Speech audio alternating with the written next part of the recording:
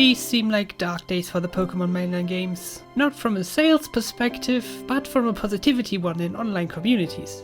The mobile games are thriving right now. They have been since Pokémon Go at least, which released in 2016, which is the last year I felt a genuine hype and excitement in the Pokémon communities of the internet. Now, I don't think I need to tell anyone what is happening right now, but it didn't just happen a few weeks ago. It didn't just start at the announcement at the end of the Treehouse Pokémon Sword and Shield presentation at E3 2019. It happened much earlier than that.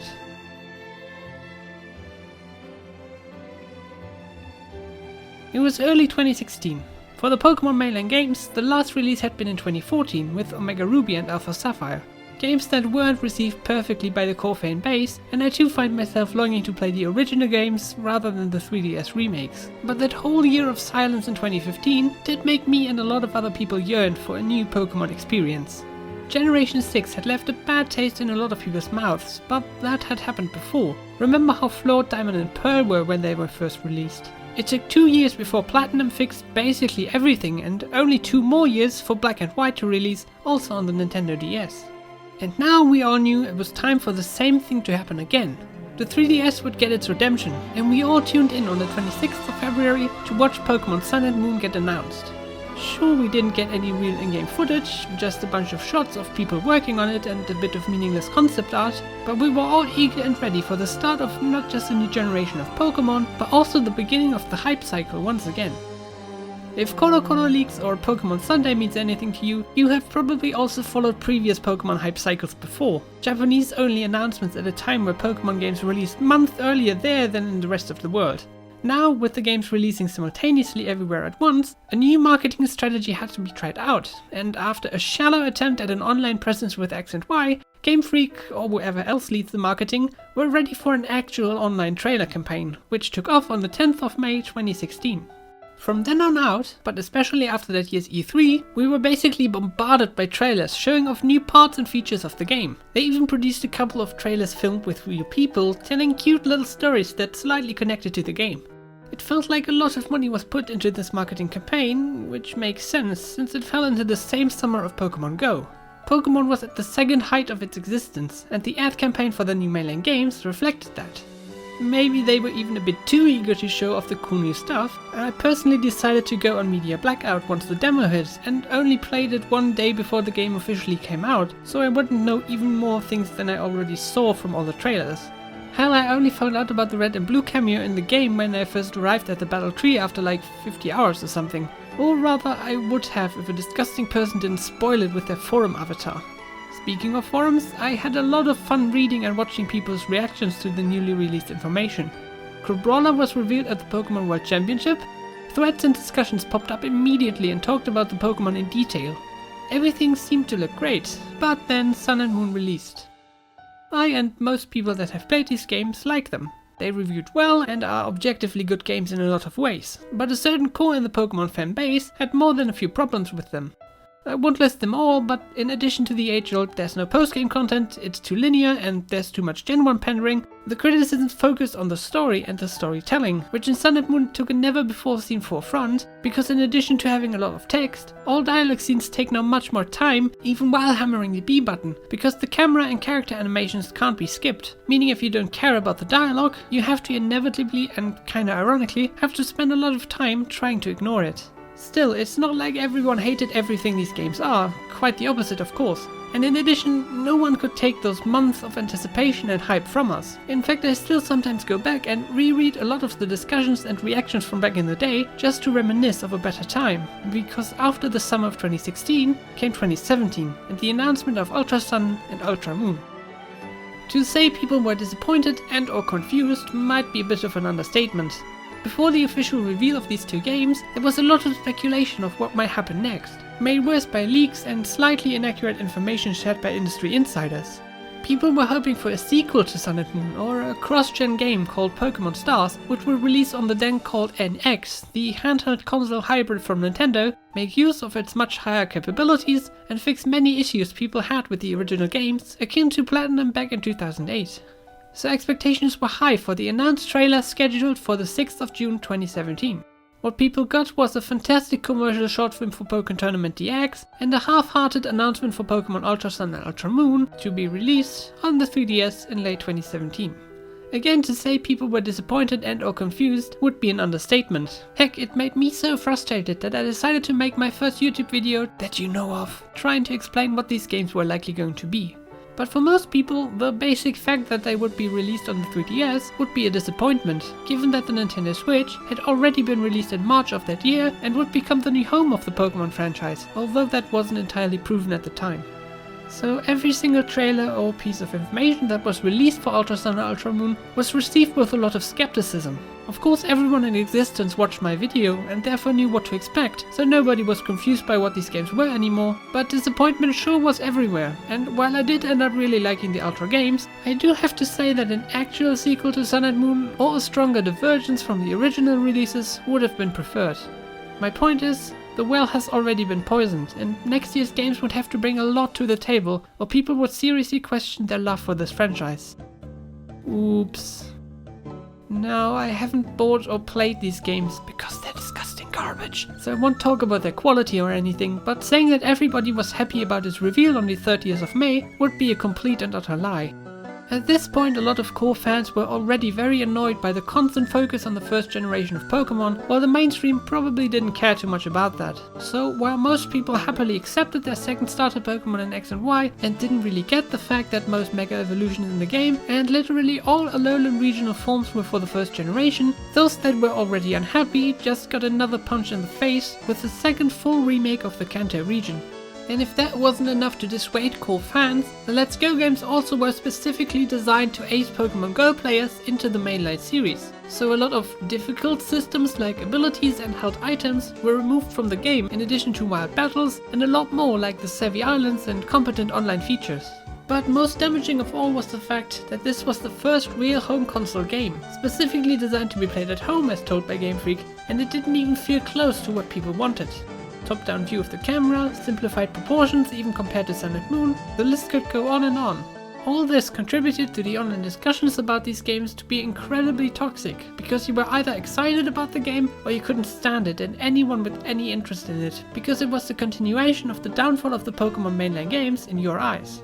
So whenever a trailer released, I personally didn't feel any real interest in checking it out, but I felt even less compelled to join discussions about the newly released material because A, what would there even be to discuss with this being a remake, and B, there only being a limited amount of time before people would start hating on each other over their opinions of this game and its existence, which is an incredibly boring thing to read always and constantly. That resulted in me having the least amount of hype ever for a Pokémon game. Heck, I'm more excited for Pokémon Masters and I don't even have a smartphone to play this game on. But there was hope on the horizon. Even those who weren't interested in the Let's Go games, so went the argument for those that liked them, Game Freak promised a core entry for 2019 that would continue where Sun and Moon left off. Exciting, right?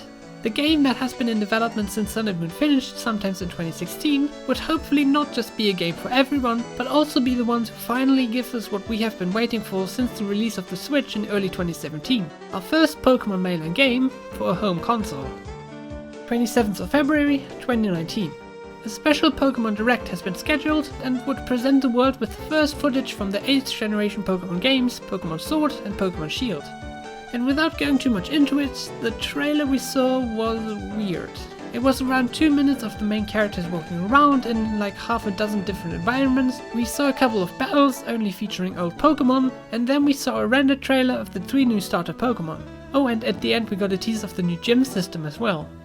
Now, viewed isolated, this might not feel like a terrible trailer. In fact, the direct was more than these few minutes. We also got a couple of words spoken by the producer and the director of these games, trying to make people excited for this new journey, fully hoping that the hype cycle has now been started off. But what I saw in forum discussions was pretty much the opposite of what the trailer should have tried to spark. I have seen people who were pretty much pissed about everything, from the graphic style to the Pokémon designs and the fact that apparently the roaming overworld Pokémon from the Let's Go games, one of the very few not too controversial additions of that game, had been replaced with usual random encounters in the tall grass. Conversation toxicity basically took off where the Let's Go discussions ended, or rather never ended at all, and in a way that is totally understandable, because in the end, this direct and the trailer specifically did little to actually excite people for this game.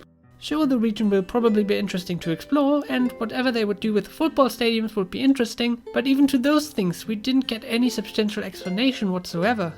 Compare it to the first reveal of Sun and Moon. They had released 2 trailers simultaneously. One fully in-game, with similar amounts of environments as the Sword and Shield one, but also in-game footage of the starters as well as the legendaries, which we specifically didn't get for Sword and Shield. Like, just think about how important that piece of information is. Since the legendaries are on the box art of the game, and one of the biggest draws that have you decide on which of the 2 versions you will get, it is imperative to show them as soon as possible. I'm sure most people had a strong preference for either Sun and Moon after the showing of the legendaries, but after the first trailer for Sword and Shield, there was basically zero information on what the differences would be. And that other trailer for Sun and Moon was a really well done short film about a boy moving to Hawaii from Japan. You know, kinda like a character does in Sun and Moon. It's a clever marketing video making you feel emotions and shit, and really got across the feeling that even the marketing team was confident and interested in the game, and got a lot of money to share this excitement. But now with Sword and Shield, we haven't gotten any of that, which really leaves a weird taste in my mouth after Sun and Moon's effort in that regard. The result of all of that was a very timid and negatively tainted discussion culture about these games that ultimately died down because of a severe lack of information. I mean, we got an artwork of the whole region, and I saw people complicatedly measure the size of Route 1 to show how much bigger it seems in-game than on the artwork, but actual discussions never went deeper than, lol, it kinda looks like real linear again. Still, I was hopeful, because I still vividly remembered Sun and Moon's marketing bombarding us with new information and footage at some point, so I basically waited, and waited, and waited. It took Game Freak a bit over 3 months to follow up on that first information blowout, if you could actually call it that. But eventually, finally, they followed up with a second Pokémon specific Direct on the 5th of June, shortly before E3 2019, which, as always, would probably also be where we would get some more information. In fact, a couple of days before the Direct, there was a press conference that announced Pokémon Masters and Pokémon Home, among other things, with Pokémon Home being specified as the replacement for Pokémon Bank, which will now also be compatible to Pokémon Go, even if it's only a one-way connection. But it was a great sign from Game Freak, reassuring us once again that they know how important it is to bring old Pokémon along to the newest console and the newest games, which would then finally in the Direct get a lot more reveals. And boy were those some reveals. Roaming Pokémon in the overworld are back, there's a huge wild area where you can control the camera, Dynamaxing is a thing, the gym stuff is explained a bit more, and there were a couple of new Pokémon introduced as well, which mostly got a great reception. In fact, except for maybe Dynamaxing, all of the announcements of the Direct got universal praise, in addition to the obvious complaints of how the graphics could look nicer and such. So basically for a beautiful week or two, the discussion culture about these games was actually kind of nice. The initial disappointment surely still hung over it all, and weird communication led people to believe that overworld Pokémon would only appear in the wild area and regular routes would just be random encounters again, but other than that I couldn't complain. Now, I don't know how smart it actually was to leave out the overworld Pokémon in the first trailer and not at least tease the wild area in some way, but done is done and all seemed well, until E3 finally happened. The first Pokémon related stuff we got was actually kinda great though. We got confirmation that people at E3 could play a demo of the water gym, and we got a look at Nessa, who immediately became a fan favorite character. But at the end of the Treehouse demo came an announcement that shook the whole online fandom and still looms over each and every discussion about this game. Every single scene released of Sword and Shield has now and will now always be searched through for any mistake, for any animation that does not look quite right, for any texture that might seem bad, because for the first time, not all Pokémon will be programmed into this game, as well as Mega Evolution and Z moves being removed. Sure, some of the ongoing complaints about the graphics or certain design decisions are totally valid, and one should never be happy with an inferior product, especially from a franchise as big and profitable as Pokémon. But things have gotten so bad and misinformed that no kind of discussion other than a toxic and tiring one about these games is ever going to be possible. And that, at least to me, will impact my hype and anticipation for these games quite a bit. And even worse, the fact that from now on this seems to be the new normal for Pokémon, we will now always have tainted discussions about everything. Take Gigantamaxing, a way for certain Pokémon to change appearance when Dynamaxing. For example, Alcremie, a new Pokémon, was revealed to have a huge cake form when Gigantamaxed, and half of the discussions about its new form were people being frustrated about the fact that Sword and Shield will now probably be the only games where Alcremie can really shine should other games remove Dyna and Gigantamaxing like these games remove Mega Evolutions. And from now on, every new feature that will be announced in trailers will be dissected the same way, and this will probably go on for every Pokemon game to follow as well. Announcements like the return of regional variants also don't pack the kind of punch that maybe they should, because instead of just being happy about them, thoughts like, good thing they didn't scrap that idea immediately as well, will inevitably come up, even though the idea of giving those additional evolutions is really fantastic. So when before I felt really happy to join and read discussions about Pokemon games, especially for Sun and Moon, since these trailers also had a lot of mystery within them like the UBs and the true nature of the characters, I now feel no need at all to engage with the online community and its discussions about these games, which in turn really impacts my feelings of hype and excitement. As for you, I would like to know that myself. So should you watch this video and have feelings about the issue, or are from the future and can alleviate my fears, then please write a comment and subscribe so you can watch more of my videos. Until then, thanks for watching.